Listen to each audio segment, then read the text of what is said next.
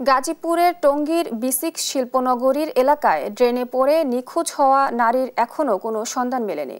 ৩৬ ঘণ্টা পেরিয়ে গেলেও উদ্ধার কাজে উল্লেখযোগ্য অগ্রগতি হয়নি। রোববার সন্ধ্যার দিকে বৃষ্টির সময় টঙ্গীর বিসিক এলাকায় রাস্তা পার হওয়ার সময় স্ল্যাববিহীন একটি ড্রেনে পড়ে যায় ওই নারী। তিনি পা পিছলে পড়ে গিয়ে পানির তীব্র স্রোতে দ্রুত ম্যানহোলের ভিতরে তলিয়ে যায়।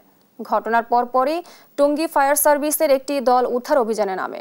পরদিন ঢাকা থেকে আসা ফায়ার সার্ভিসের ডুবুরি দলও যুক্ত হয়। টঙ্গী বিসিক এলাকায় ম্যানহোলে থেকে শুরু করে পাশের খাল ও ড্রেনের বিভিন্ন অংশে তল্লাশি চালানো হচ্ছে। ফায়ার সার্ভিস জানায়, অতিরিক্ত পানির প্রবাহ এবং সংযোগযুক্ত ড্রেনেজ লাইনের জটিলতার কারণে উদ্ধার কাজে সমস্যা হচ্ছে। এই ঘটনায় স্থানীয়দের মাঝে ক্ষোভ ও আতঙ্ক বিরাজ করছে।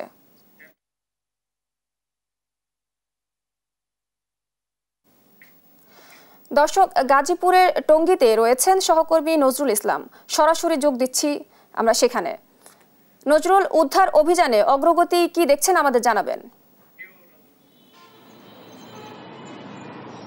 আপনি যেমনটা বলছিলেন, আপনি জানেন যে টঙ্গীর যে ম্যানহোলের নিখোঁজ যে নারী তাসনিমা সিদ্দিকী, ওনার কিন্তু ৩৬ ঘন্টা অতিবাহিত হলেও Gazipur fire service, Gazipur city corporation এবং পুলিশ উদ্ধার করতে পারেনি। এটি নিয়ে কিন্তু গতকাল সাধারণ মানুষের মধ্যে একটি ক্ষোভ আমরা লক্ষ্য করতে পেরেছি এবং এর পাশাপাশি আমরা দেখতে পেয়েছি যে টঙ্গী ঢাকা যে ময়মনসিংহ মহাসড়ক রয়েছে সেটি কিন্তু অবরোধ করে তারা বিক্ষোভ প্রদর্শন করছেন এবং কেন এত দেরি হচ্ছে এবং বিলম্বিত হচ্ছে কে কারণে এবং গাফিলতি কে দায়ী করছেন সাধারণ মানুষ। আপনি জানেন যে তাসনিম সিদ্দিকী কিন্তু আপনার একটি ওষুধ কোম্পানির চাকরি করত। সে গত রোববার অর্থাৎ যে বৃষ্টি ছিল, বৃষ্টির মধ্যে ম্যানহোলের ঢাকনা খোলা থাকার ফলে কিন্তু সেখানে স্লিপ খেয়ে ম্যানহোলের ভিতরে পড়ে যান। তারপর থেকে কিন্তু নিখোঁজ রয়েছেন। এখন পর্যন্ত কিন্তু সেই নিখোঁজই পাচ্ছে। কালকে কিন্তু আমরা দেখতে পেয়েছি যে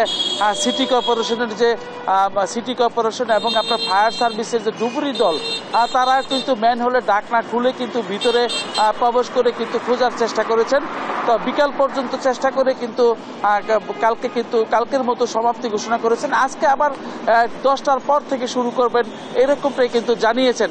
তো এই গাজীপুরের যে টঙ্গী ম্যানহোলের ঢাকনা খোলা, এটাকে কিন্তু সাধারণ মানুষ কিন্তু বিআরটি আর গাজীপুর সিটি কর্পোরেশন কিন্তু দায়ী করছেন।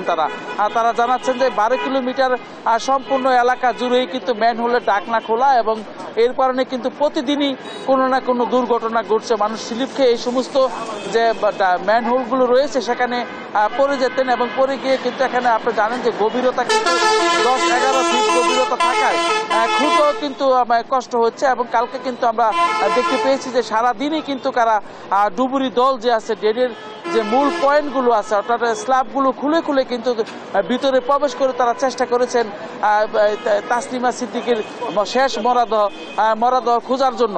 তো 10টার পরে আবার শুরু হবে, দেখা যাক কি হয়। সর্বশেষ কতক্ষণ সময় লাগে তাসনিমা সিদ্দিকীর লাশ উদ্ধার করতে। তো এই ছিল আমার কাছে টঙ্গী এলাকা থেকে সর্বশেষ।